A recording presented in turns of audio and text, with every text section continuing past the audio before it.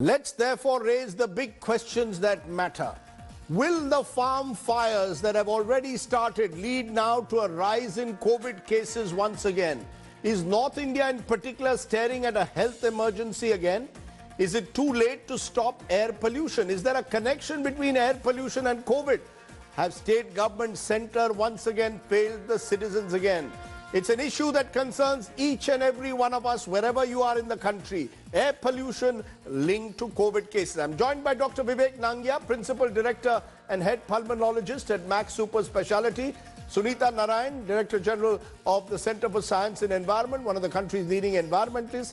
Sanjeev Nagpal, farmer and entrepreneur, is joining me. And Raghav Chadha, MLA and spokesperson of the Aam Aadmi Party government. I want to start with the doctor first, because when I look at these numbers, Dr. Nangia, and Randeep Guleria has said 15,000 cases per day.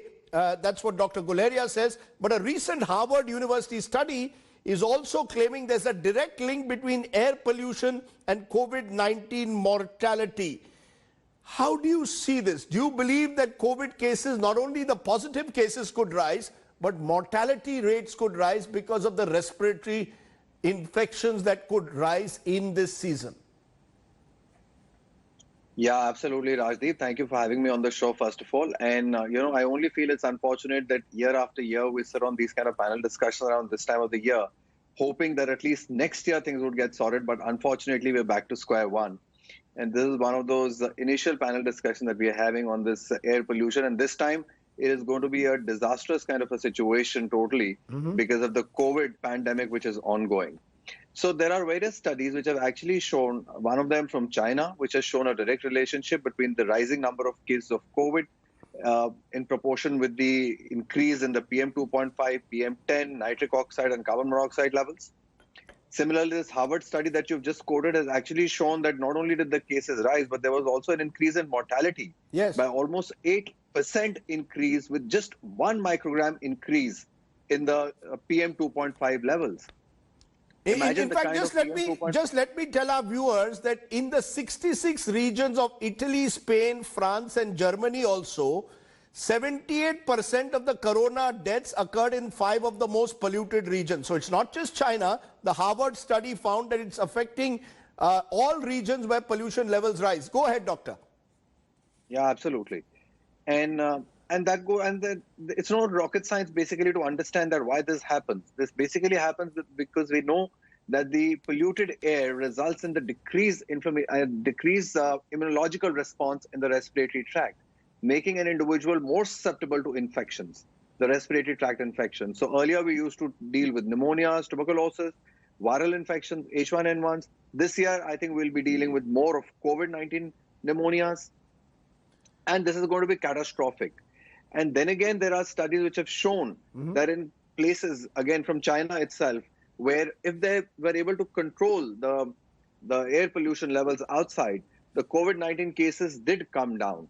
And we ourselves have seen that during the lockdown that we had, believe me, Rajdeep, we hardly got any calls from any of our patients complaining of chest pain, complaining of wheezing, breathlessness.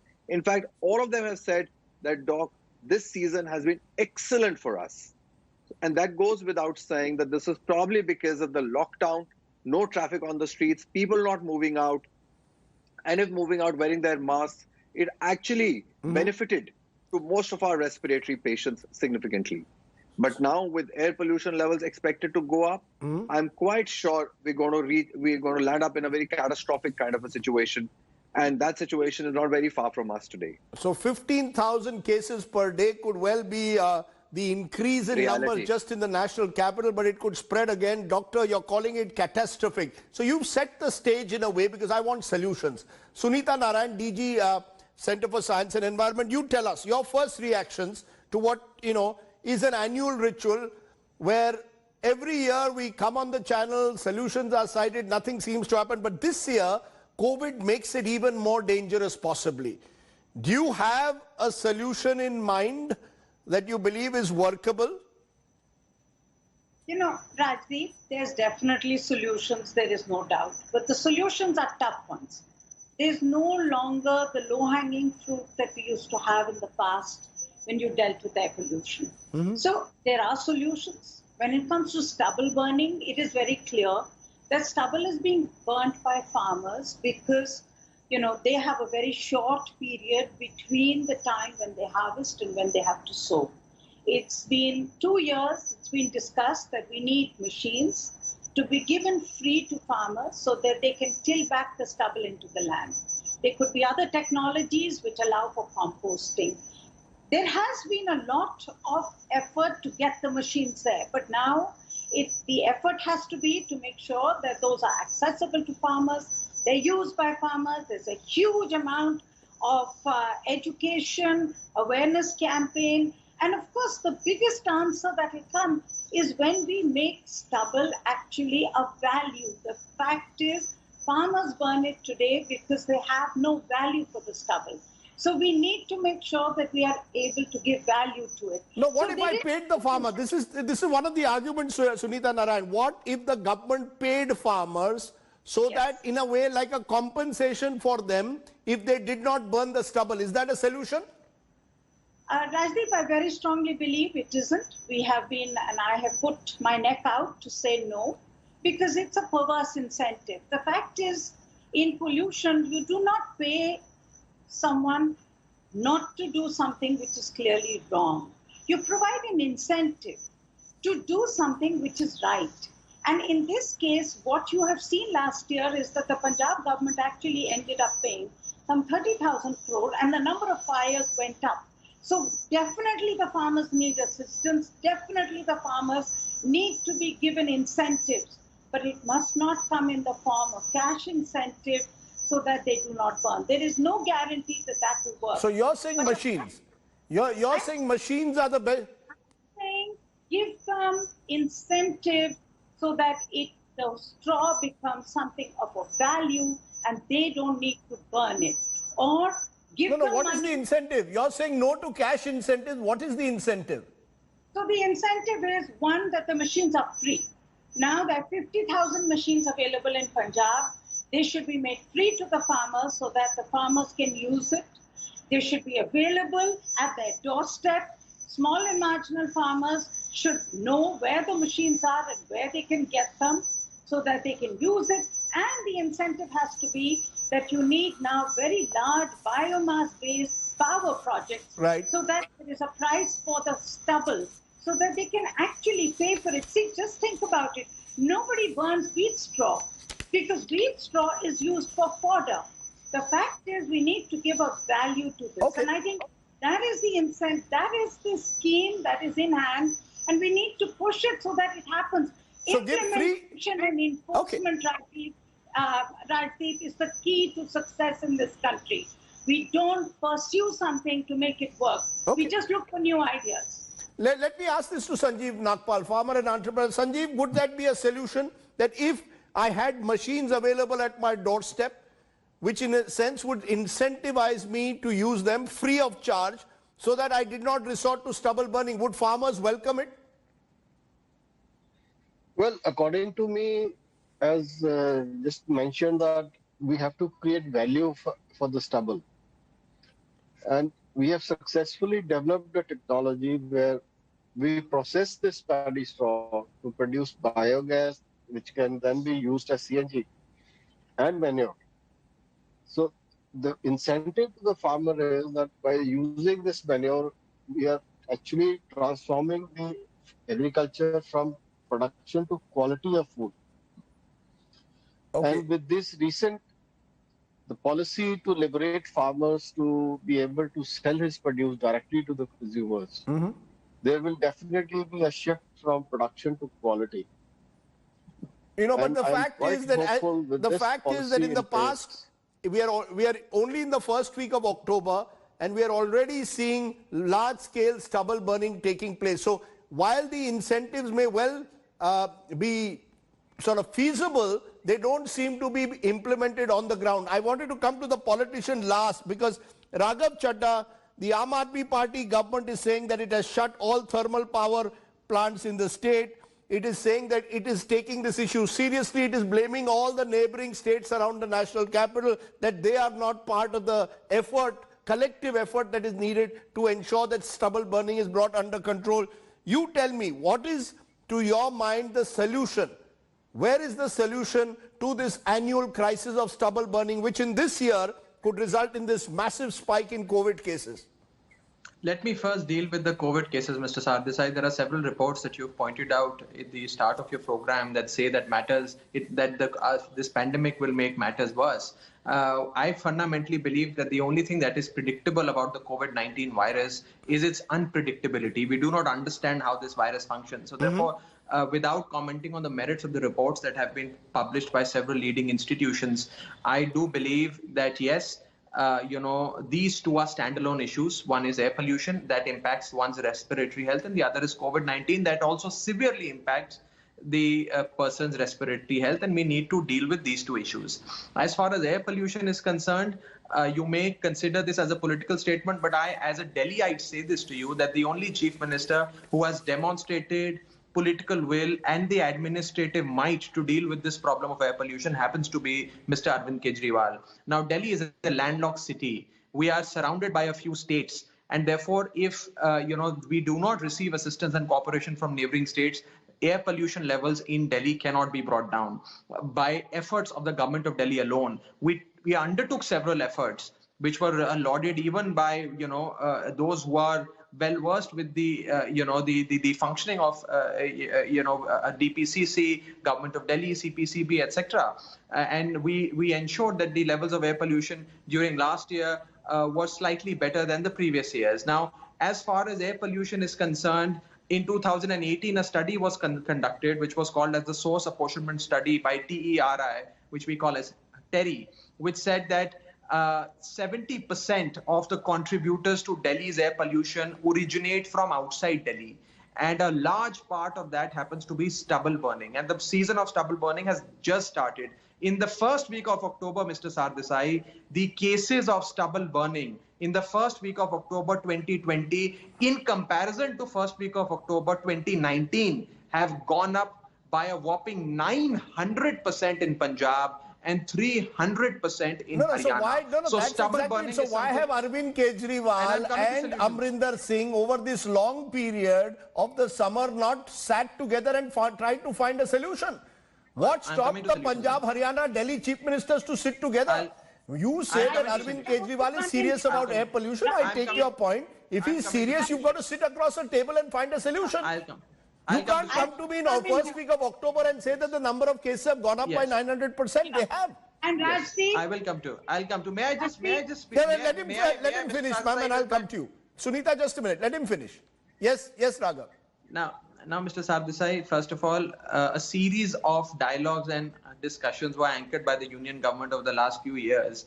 And you will be shocked to know that environment ministers of all neighboring states were invited, and the only environment minister who showed up in that meeting was Delhi's environment minister. Punjab, Haryana, Rajasthan and Uttar Pradesh, all four chose to skip those meetings. So that's where the priorities lie, and that's writ large. Now, speaking of stubble burning, Mr. Sardesai, if there is political will, you find innovative solutions like Mr. Kejriwal has found this biodecomposer solution, which will now be used in farmlands across the city of Delhi. Similar solutions can also be undertaken by Punjab.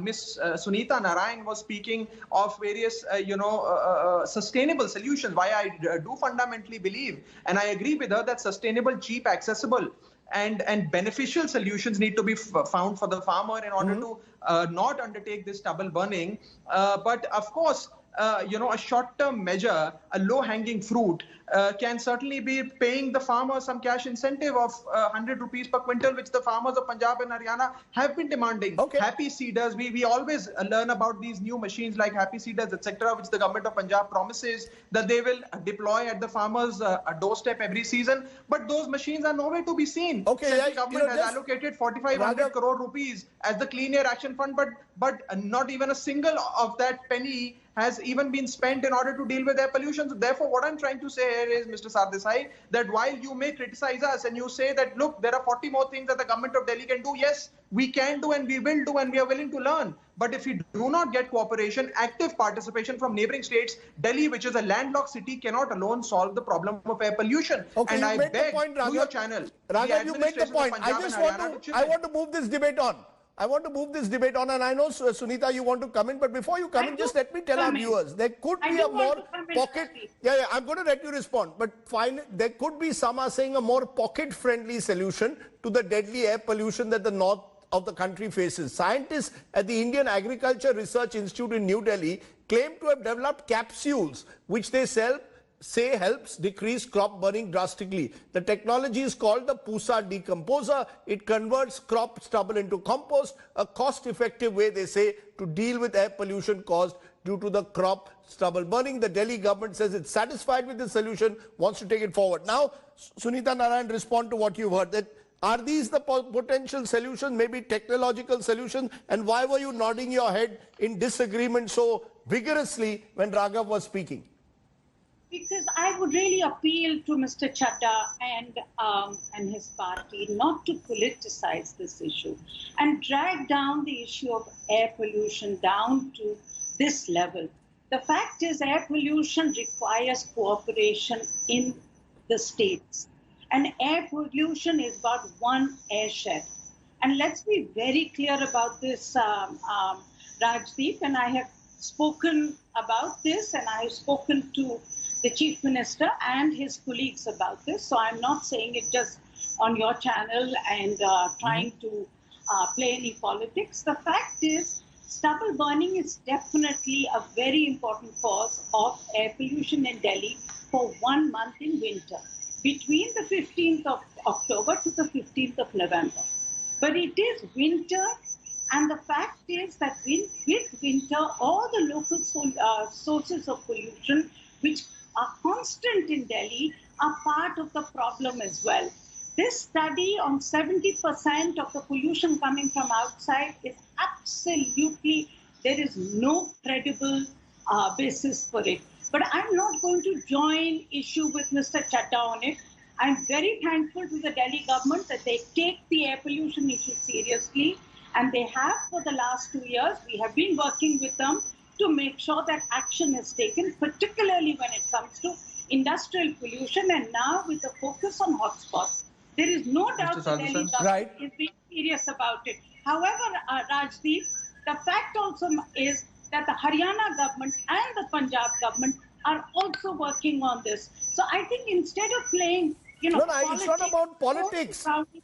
No, I don't think it's about one government versus the other. This is a collective effort. Air belongs to just a minute, ma'am.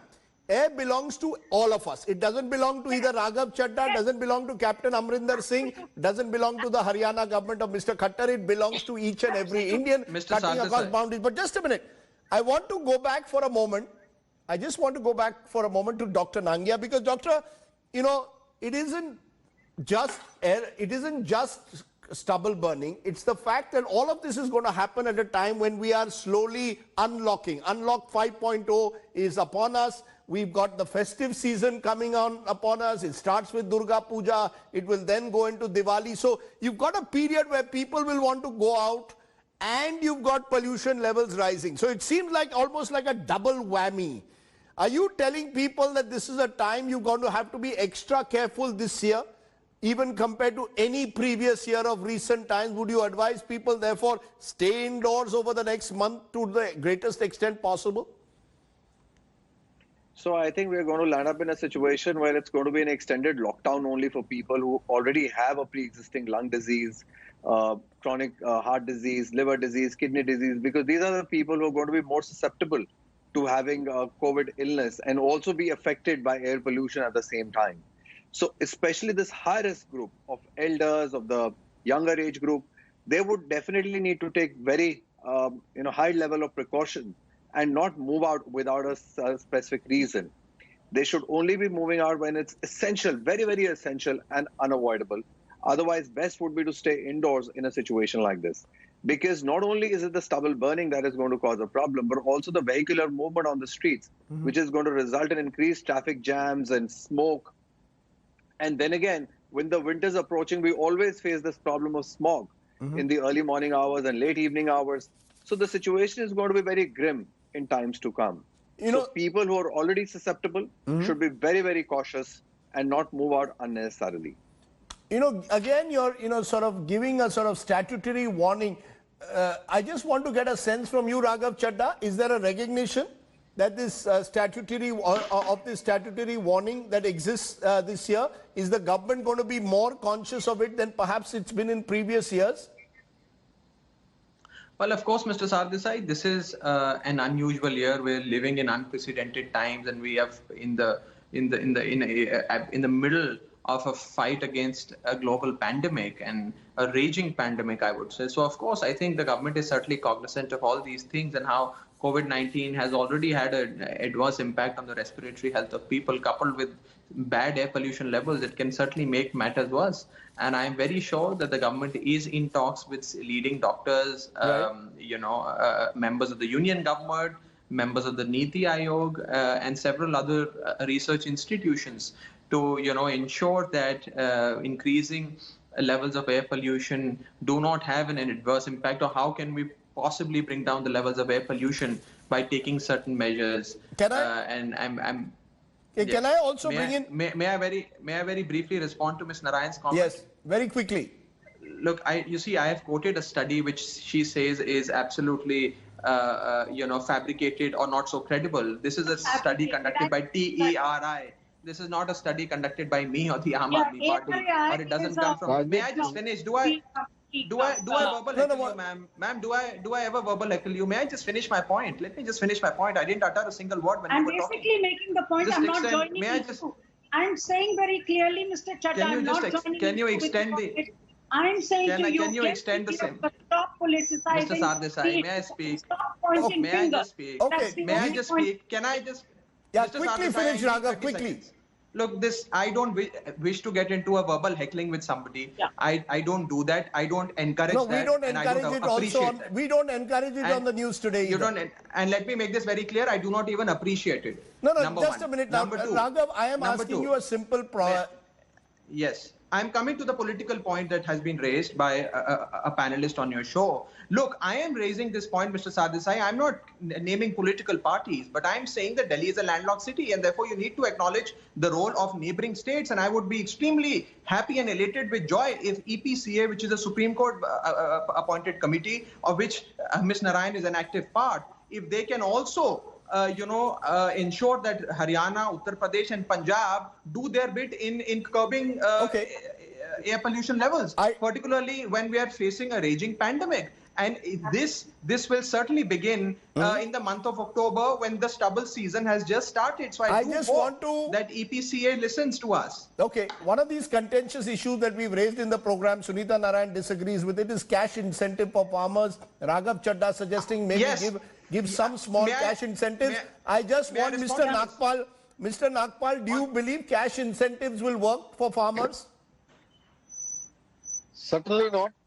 But we must first take into account why farmers burn it. What is their compulsion? And until and unless we address that compulsion and create value for the stubble, no matter what we do, the burning will not stop. We have never taken farmers into confidence while making any policy on what machines to use, why they have to be used. Until and unless farmers' problems are addressed, they are. So you're saying this cannot just be seen as an urban middle class issue. This has to also be seen from the perspective of the farmer. Give them also a say in any discussions that take place. The tragedy is all of this should happen before the winter season sets in. We shouldn't be discussing this only in October. In June, July, August, those are the months where you need the stakeholders to sit together and work out viable solutions. This is an unusual year, 2020, and as COVID remains a major challenge, the last thing we need is this double whammy of rising air pollution and COVID. That's why we decided today to take it at the top of the show, and we will continue to track the air quality index over the next few weeks. I appreciate all my panelists joining me here on my top talking point here on the news. Hello everyone, this is Rahul Kamal here. Hope you enjoyed this video. For the latest news and analysis, like and subscribe the India Today YouTube channel, and don't forget to press the bell icon to stay updated.